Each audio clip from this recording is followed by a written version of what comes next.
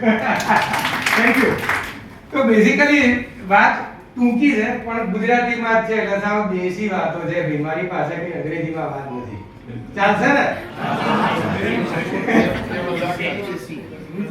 અને આપણે મસ્ત મજાના સવાલ જવાબ કરીશું. એમાં તમને વ્યસન મુક્તિ આઈ થિંક કોઈ વાત કરી કે અમારે ટોબેકો છોડવું છે, એના જવાબ મળી જશે તમને. તો કહીએ ને અમુક ક્વિઝ હે ને? ચાલો આ શેનો છોડ છે? જોયા છે કોઈ આ છોડ? આ ફૂલ સરસ મજાના પાંદડા પણ બનાવે છે આ બધી વસ્તુઓ. સાચી વાત કે ખોટી? હવે આપણે એક વાતનો નિખાલસતા રાખીએ કે હું મારા ખુલ્લા દિલથી વાત કરીશ તો તમે ખુલ્લા દિલથી વાત કરશો, બરાબર? તો આમાંથી તમાકુનું વ્યસન કેટલાને છે? સાચું હો. ઓનેસ્ટલી કોઈ મોટા ના પાડો ભાઈ. સરસ, થેન્ક યુ. સૌથી પહેલા જે લોકોએ હાથ ઊંચો કર્યો એના માટે જોરદાર તાળીઓ. કારણ કે જાહેરમાં સ્વીકારવું કે હું તમાકુનું સેવન કરું છું એ વ્યસન મુક્તિની પહેલ છે. એકાંતમાં તો આપણે વિચારતા હોઈએ કે કરવું ના કરવું શું, પણ જાહેરમાં સ્વીકારવું. હવે અમારો જ્યારે સાયકિયાટ્રીનો વોર્ડ હતો ને, હું રાજકોટમાં ભણતો હતો ત્યારે 2009 ની વાત છે, ત્યાંની એક્ઝેક્ટ એક જ દિવાલની બાજુમાં ટીબીનો વોર્ડ હતો, ફેફસા અને ટીબીનો વોર્ડ. તો ત્યાં જે પેશન્ટો હતો ત્યાં જ રેસિડેન્ટમાં રહેતા હતા એટલે અમને બધું વાતો સાંભળવા મળે. તો ટીબીના વોર્ડમાં ડોક્ટર કહે કે ભાઈ દાદા તમે હવે તમાકુ છોડી દો, તમાકુ છે ને એ ધીમું ઝેર કહેવાય. એટલે દાદા કહે કે મારે ક્યાં ઉતાવળ છે. પછી પાછા બહાર વોર્ડની બહાર તમાકુ કરતા મૂકે અને મને બોલે ચેતતા નર સદા સુખી. એટલે કહેવાની વાત એ છે કે આપણે તમાકુ અને એને લગતી પ્રોડક્ટને એટલી હદે સ્વીકારી લીધી છે કે આ તો ભાઈ ચાલ્યા કરે ને. આજે એક જમાનો હતો કે ભાઈ તમે લીમડી ક્રોસ કરો એટલે તમે કોમ્પ્લેક્સે તમને પાનના ગલ્લા તમાકુ એવું મળે. પણ હવે અહીંયા બી તમે જોવા જાઓ તો દરેક કોમ્પ્લેક્સે 3 દુકાનો કોમન હોય છે. કઈ? પાનનો ગલ્લો, પછી ચા અને હા એટલે ડેન્ટિસ્ટ. આ તમે જુઓ તો કોમન હોય. ચલો ક્વિઝ રમીએ આપણે મસ્ત મજાની. તમાકુ આપણા જીવન સાથે સંકળાયેલું છે. જવાબ તમને આવડશે, કહેજો પાછા. બોલો શુભા. વાહ ભાઈ વાહ, ખાસું નોલેજ છે. ટેલિફોન છા, બીડી, પછી કયા લાલ તમાકુ? भारतीयों का स्वागत सरस. देश मारो देश मिट जाए गम, गम मारो देश जलाई ले. શું જલાઈ લે? બીડી. હર ફિક્ર કો અને આ પહેર્યું ગયું પિયર ને ફ્રીજમાં પડ્યું અને 4 બોટલ વોડકા કામ મેરા રોજ કા. કેટલું સરસ નોલેજ. હું એમ કહું છું હા કાંઈ તો વાંચવાની જરૂરત નથી કોઈને. હે હવે સિનિયર હોય કે જુનિયર બધાને ખબર હોય. હવેના સવાલ અગત્યના છે. હવે કોઈ આપો જવાબ. તમાકુથી થતું સૌથી કોમન કેન્સર કયું? ના, લંગનું કેન્સર. ફેફસાનું. વ્યસન મુક્ત થવા માટે કોને બતાવવાનું? કેટલા જુદા જુદા જવાબ. પેલું ગયું પિયર ને બધાને બોટલ આપી દીધી. અને આમાં કારણ કે આનું આપણને જ્ઞાન આપણને કોઈ દિવસ વાત જ નથી કરવામાં. ભારતમાં દર વર્ષે તમાકુને કારણે કેટલા મૃત્યુ થાય છે? 13 લાખ દર વર્ષે. મીરાતની પડીકીનો ભાવ શું? મીરાતની પડીકી આવે એનો ભાવ શું? આ નહીં ખબર. What is killing India? તમે જુઓ આમાંથી મોટા ભાગના રોગ તો વ્યસનને કારણે. હાર્ટ એટેક, ટીબી, બરાબર, આ જુઓ tumours, digestive disease, respiratory disease. 50% ઉપર. અગત્યનો ડેટા છે આ. જ્યારે તમે ધૂમ્રપાન બંધ કરો છો ત્યારે કેટલા સમયમાં હૃદયના ધબકારા નોર્મલ થાય છે? કોઈને નથી ખબર. આ અગત્યની વાત છે. માત્ર 20 મિનિટની અંદર, માત્ર 20 મિનિટની અંદર હૃદયના ધબકારા નોર્મલ થાય છે. 3 અઠવાડિયે તો ઘણી બધી વસ્તુઓ નોર્મલ થાય, અને 5 વર્ષમાં તો જુઓ રિસ્ક ઓફ સ્ટ્રોક બિલકુલ ઓછું થઈ જાય. જેટલો નોન સ્મોકરનું રિસ્ક હોય એટલું તમારું થઈ જાય.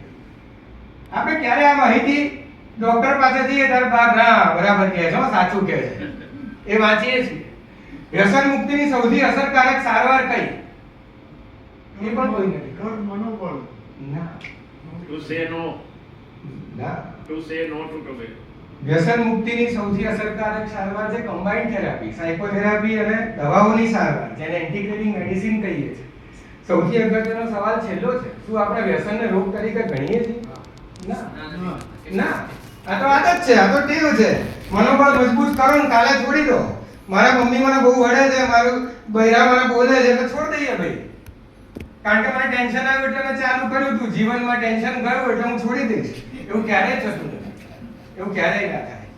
કારણ કે નિકોટિનની નિર્ભરતાનું ચક્ર છે ને, એને આપણે સમજતા જ નથી. જ્યારે જ્યારે નિકોટિન આપણે લઈએ છીએ ત્યારે મગજમાં ડોપામાઇનનું સ્તર વધી જાય છે. અને ડોપામાઇન છે, આઈ થિંક વાત કરી હતી, પહેલે સવાલ કર્યો તો કે ભાઈ કેમ નથી મુકાતું, કેમ બંધ નથી થતું? એનું કારણ આ છે કારણ કે ડોપામાઇન તમને ફીલ ગુડ કરાવે છે, અંદરથી મનમાં તમને તાજગી અને ફ્રેશનેસ અપાવે છે. એટલે તમને વારંવાર એવું થાય કે લાવો ને એ જ લેવલની તાજગી લઈએ, લાવો એ જ લેવલની ફ્રેશનેસ લઈએ, મજા કરીએ. પણ પછી એ ડોપામાઇન જે છે એનું લેવલ ઘટતું હોય છે. અને જ્યારે જ્યારે તમે વ્યસન લેવાનું બંધ કરો છો ત્યારે બીજી બધી સાઈડ ઇફેક્ટો થાય છે. અને ખાસ કરીને સૌથી અગત્યની વસ્તુ એ છે મગજની અંદરની સાઈડ. દુનિયાનું કોઈ પણ વ્યસન, માત્ર નિકોટિન નહીં, કોઈ પણ વ્યસન એ અહીંથી શરૂ થાય છે. કારણ કે તમે ડિસિઝન તો મગજથી જ લો છો. કોઈ પણ વ્યક્તિ મેં એવું નથી જોયું કે જે આ મોઢું ખોલીને બેઠું અને લાવ મને વ્યસન આપી દો. એવું હોય છે કે પરાણે તારા મોઢામાં સિગરેટ નાખીને પીવડાવી દીધી. It's not possible. એ ઇમ્પોસિબલ, અશક્ય વાત છે. એ આપણે રેશનલાઇઝ કરીએ છીએ કે કારણ કે આપણે કંપનીમાં છીએ, બધા ગ્રુપમાં બેસવું પડે એટલે અમારે કરવું પડે. એ આપણે અંદર એ લાગણીઓને ક્યાંક મેનેજ નથી કરી શકતા. મારે આ સ્લાઇડ બતાવવાનો હેતુ એક જ છે કે મગજનો જે આગલો ભાગ છે એટલે કપાળની પાછળનો ભાગ, જેને પ્રીફ્રન્ટલ કોર્ટેક્સ કહેવામાં આવે છે, એના ખૂબ અગત્યના 3 ફંક્શન છે. પ્રીફ્રન્ટલ કોર્ટેક્સ છે ને એ માણસ અને પ્રાણીઓને જુદા પાડે છે. પ્રાણીઓમાં પ્રીફ્રન્ટલ કોર્ટેક્સ નથી હોતો, માણસોમાં હોય છે. એટલે આપણે હ્યુમન બીંગ છીએ. તમાકુ નહીં ખાતો. હે હા. તમાકુ જેટલાનો ભેંસ હોય તો ન ખાય. બરાબર છે, 100%. કારણ કે પ્રીફ્રન્ટલ કોર્ટેક્સ જે છે એ ડિસિઝન મેકિંગ એટલે નિર્ણય શક્તિ, ઇમોશનલ પ્રોસેસિંગ એટલે લાગણીઓનું મેનેજમેન્ટ, અને અટેન્શન કોન્સન્ટ્રેશન, આ ત્રણેય વસ્તુઓ જે છે એ પ્રીફ્રન્ટલ કોર્ટેક્સથી મેનેજ થાય છે. અને જ્યારે જ્યારે વ્યસન કરવામાં આવે ત્યારે આ રસાયણો જેમ કે ડોપામિન, નિકોટિન અને સેરોટોનિન એ બધા લેવલ આગા પાછા પ્રીફ્રન્ટલ કોર્ટેક્સમાં થઈ જાય. અને એટલા જ માટે આપણે નથી છોડી શકતા. જેમ વાત કરીએ એમણે કે ભાઈ લઈએ ત્યારે મજા આવે છે પણ છોડીએ ત્યારે તકલીફ થાય છે. એનું કારણ આ છે કે ડિસિઝન મેકિંગ ખોરવાયું તો કરવાનું શું? ટૂંકાણમાં ગેરમાન્યતાઓની વાત કરી દઉં, પછી હું શું કરવાનું એની વાત કરું. સૌથી પહેલી ગેરમાન્યતા, આજે છેલ્લો દાડો, કાલથી બંધ. આ ગેરમાન્યતા માત્ર વ્યસન માટે નથી, કસરત માટે આવું જ છે. કાલે આવે ડાયાબિટીસ માટે, બધા જ માટે, જે સુટેવ છે, સારી ટેવો છે, બધા માટે આ છે. એનું કારણ એ છે કે આપણે હજી પણ સમય પર આધાર રાખીને બેઠા છીએ કે કોક સમય આવશે ને કોક મને વ્યસનમાંથી બહાર કાઢી આપશે. કોઈ ના કાઢે ભાઈ, કોઈ ના ઉગારે. કારણ કે વ્યસન શરૂ કરનાર આપણે છીએ, બીજા નથી. એટલે આપણે એ આશાભરી નજરે સમય અને દિવસો અને મહિનાઓ અને વર્ષો કાઢ્યા કરીએ છીએ. અને પછી સરવાળે જ્યારે નિદાન આવે બાયોપ્સીનું, પછી ખબર પડે કે આ તો 10 વર્ષ પહેલા છોડવાનું હતું. આ કાલ નહીં, આ તો આજ આવી ગઈ. અને ભવિષ્ય તો આવશે જ નહીં. ભવિષ્ય તો આવવાનું જ નથી, કારણ કે આ તો વધી ગયું છે. એટલે આ જે આખી ગેરમાન્યતા છે, વ્યસન છોડવાનું મેઘાબેને વાત કરી ને, આજનો દિવસ છે. હું તો કહું છું આજનો દિવસે નથી, અત્યારે છે. અત્યારે જ. જ્યાં સુધી એની મહત્વતા આપણને ના ખબર પડે ત્યાં સુધી સમય છે ને આપણી કિંમત કરી દેશે. આજનું કામ આજે કરો ને આજનું કામ હાલ કરો. હા, સાચી વાત છે. બીજી વસ્તુ આ છે કે મારા કંટ્રોલમાં બધું જ છે. ઘણીના દર્દીઓ અમને કહેતા હોય છે કે તમે કહો છો પણ હું તો મારી રીતે જ મેં વ્યસન ચાલુ કર્યું હતું ને મારી રીતે જ બંધ કરી શકીશ, બધું મારા કંટ્રોલમાં છે. એવું છે નહીં. કારણ કે વ્યસન જ્યારે લાંબો ટાઈમ લીધેલું હોય, લાંબો ટાઈમ એટલે કેટલો ટાઈમ? 1 મહિનો કરતા વધારે. જ્યારે 1 મહિનો કરતા વધારે ગયું હોય એટલે પ્રીફ્રન્ટલ કોર્ટેક્સની બધી રચનાઓ બદલાઈ ગઈ, પછી તમારા કંટ્રોલમાં કશું રહેતું નથી.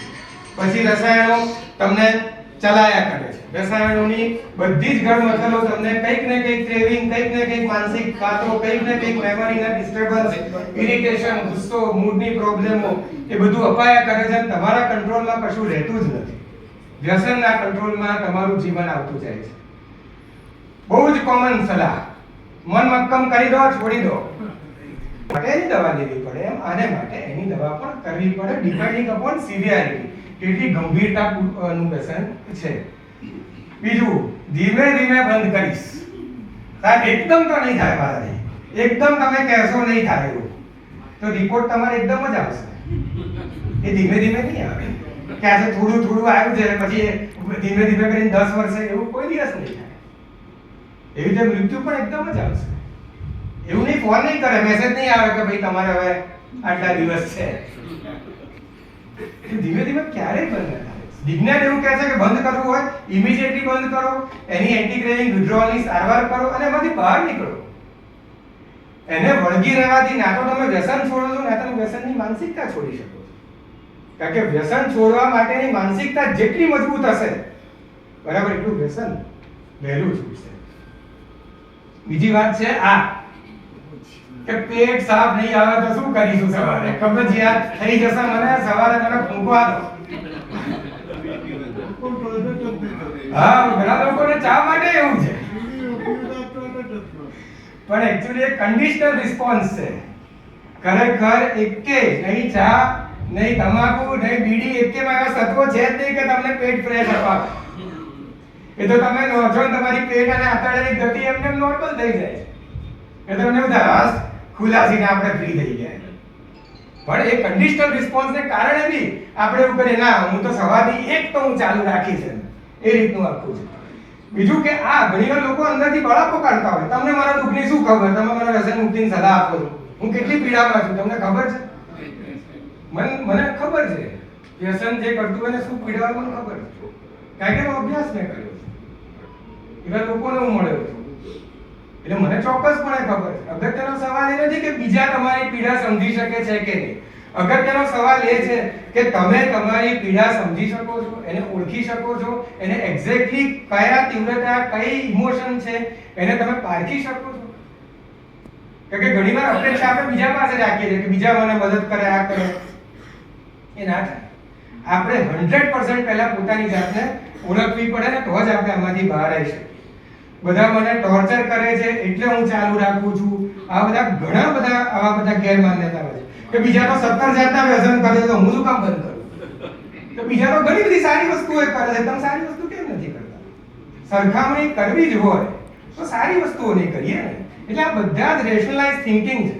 ઘણા તો સરકાર પર બળાપો કાઢે કે સરકારને કો ગલ્લા બંધ કરી દે યાર. એટલે એવું થોડી કરે કોઈ. રોગ તમને થયો છે તો સરકાર પોતાનો બિઝનેસ શું કામ બંધ કરે? એબ્સોલ્યુટલી સરકાર તો કરે જ કરવાના છે. બીજી વસ્તુ કે આ તો ખોટી આદત છે જે મેં વાત તમને કરી. અને આ જે કેટલાય વખતથી આપણે બોર્ડ વાંચીએ છીએ રોડ પર, જાણ બહાર વ્યસન મુક્ત કરાવો. આમાં કઈ જાદુ કરવાનું નથી, પોસિબિલિટી જ નથી. આ મેજિકલ થિંકિંગ છે. જાણ બહાર કયો રોગ મટે? કોઈ નજર હાર્ટ એટેક આવ્યો હોય ને જાણ ના થવી જોઈએ, હાર્ટ એટેક મટાડી દેતો એવું થાય? કોઈ દિવસ ના થાય. જાણવા તમને ત્યારે જ ઈચ્છા થાય કે ભાઈ ખોટું લાગશે અને વ્યસન મુક્તિનું કહીશું ને, વ્યસન છોડવાનું કહીશું ને એને ખરાબ લાગશે તો એને તમે કેન્સર થવા દેશો? એ વખતે ખરાબ નહીં લાગે?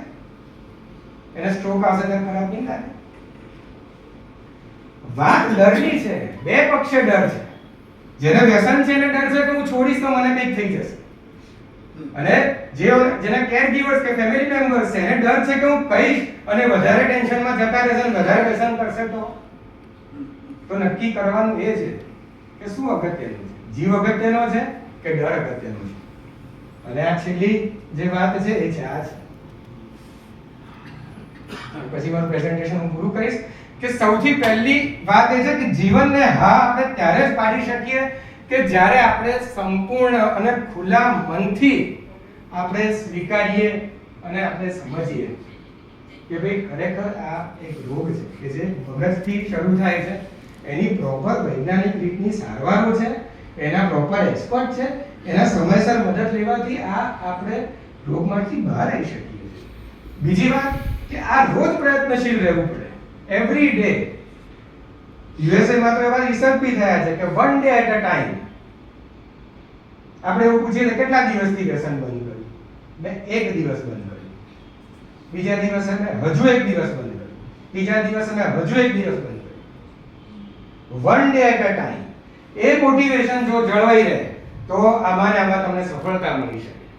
અને પોતાની કાળજી લેવી એ આપણી પોતાની જવાબદારી છે.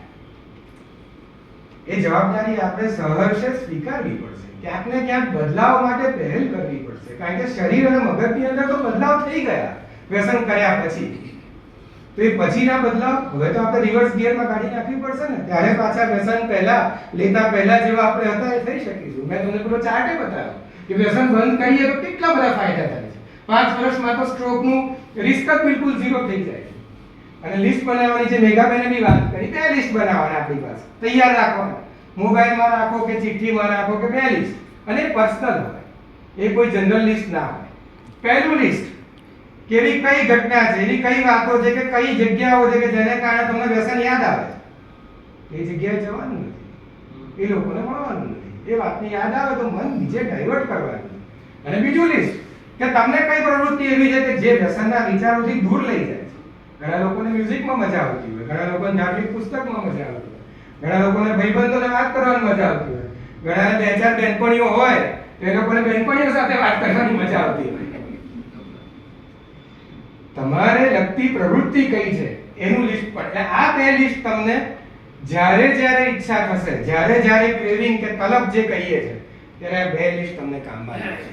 તરત જ આપણે જોઈએ કે ભાઈ શું છે, ચલો એ કરીએ.